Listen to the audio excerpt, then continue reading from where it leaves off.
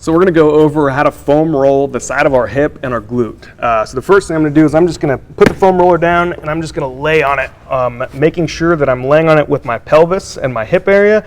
I'm not on my low back and I'm not on my ribs here. And I'm just going to kind of go back and forth a little bit. I can control this. If it's too much pressure, I can just kind of lift up here and put a little bit less body weight onto it.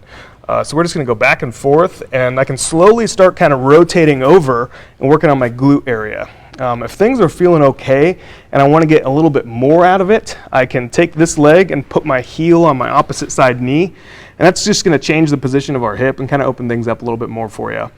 If I find a spot that's pretty tender and I want to get a little bit more out of it, I can either kind of hang out on it and just put a little bit of body weight into it, or I can kind of just roll back and forth real quick and oscillate on it.